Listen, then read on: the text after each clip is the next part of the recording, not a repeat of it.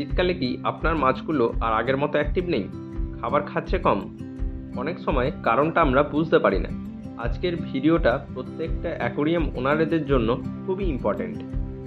Hello friends, আমি কুশল আর আপনি দেখছেন দ্য অ্যাকোরিয়াম মেকানিক। আজ আনবক্সিং করব RS ইলেকট্রিক্যালের 100 ওয়াট অ্যাকোরিয়াম হিটার। আর জানবো কিভাবে এটি ব্যবহার করতে হয় এবং শীতকালে হিটার কেন এত জরুরি। এখানে আছে একটি গ্লাস বডি হিটার এবং দুটি সাকশন কাপ এবং একটি পাওয়ার কেবেল। হিটারটি দেখতে সিম্পল হলেও মাছের জন্য খুবই গুরুত্বপূর্ণ রোল পালন করে। সাকশন কাপগুলি হিটারের উপর পোর্শনে লাগাবেন যেভাবে আমি দেখিয়েছি, কখনোই নিচে কয়েলিংয়ের পোর্শনে লাগাবেন না, এতে হিটারের যে সাকশন কাপগুলি আছে সেগুলি নষ্ট হয়ে যেতে পারে। হিটারের ওপরে একটি রেগুলেটর আছে।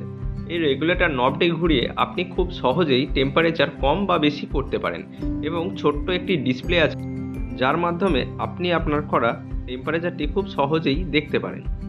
হিটার ব্যবহার করার সময় কয়েকটি নিয়ম অবশ্যই ফলো করুন। হিটারটি সম্পূর্ণ জলের নিচে রাখুন। ট্যাঙ্কে বসানোর পর 10 থেকে 15 মিনিট অবশ্যই অপেক্ষা করুন, তারপরেই প্লাগ ইন করুন। এই হিটারের মধ্যে রয়েছে বিল্ট ইন থার্মোস্ট্যাট।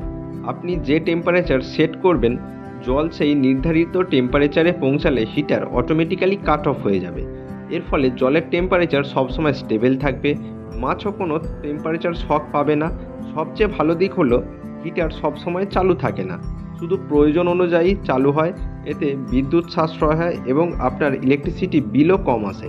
এক কথায় সেফ ফিশ, স্টেবল টেম্পারেচার আর লো পাওয়ার কনজাম্পশন। ভার্টিক্যাল বা হরাইজন্টাল দুভাবেই আপনি হিটার বসাতে পারেন। ড্রাই অবস্থায় কখনোই হিটার চালাবেন না। টেম্পারেচার আলাদা হওয়ার জন্য হিটারের কাঁচ খুব সহজেই ক্র্যাক হয়ে যেতে পারে। হিটারের পাশাপাশি আপনি একটি থার্মোমিটার ইউজ করবেন, এতে আপনি আপনার জলের টেম্পারেচারকে রিয়েল টাইম মনিটরিং করতে পারবেন। ভিডিওটি যদি ইউজফুল মনে হয় লাইক অ্যান্ড সাবস্ক্রাইব করুন দ্য অ্যাকোরিয়াম মেকানিক, আর কমেন্টে লিখুন আপনি হিটার ব্যবহার করছেন কিনা। Thanks for watching.